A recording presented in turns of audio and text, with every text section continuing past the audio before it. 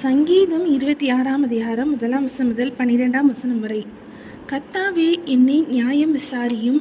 நான் என் உத்தமத்திலே நடக்கிறேன். நான் கர்த்தரை நம்பியிருக்கிறேன், ஆகையால் நான் தள்ளாடுவதில்லை.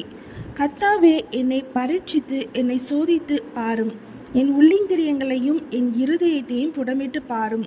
உம்முடைய கிருபை என் கண்களுக்கு முன்பாக இருக்கிறது. உம்முடைய சத்தியத்திலே நடந்து கொள்கிறேன்.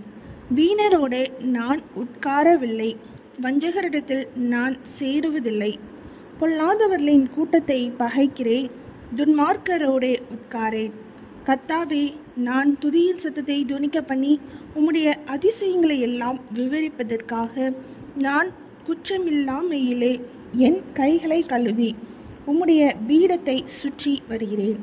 கர்த்தாவே, உமது ஆலயமாகிய வாசஸ்தலத்தையும் உமது மகிமை தங்கிய ஸ்தானத்தையும் வாஞ்சிக்கிறேன். என் ஆத்மாவை பாவிகளோடும் என் ஜீவனை இரத்த பிரியரோடும் கூட வாரிக்கொள்ளாதேயும். அவர்கள் கைகளிலே தீவினை இருக்கிறது, அவர்கள் வலதுகை பரிதானங்களால் நிறைந்திருக்கிறது. நானோ என் உத்தமத்திலே நடப்பேன்.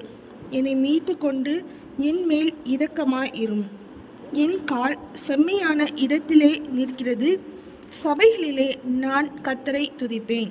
சங்கீதம் 26ஆம் அதிகாரம் முடிந்தது.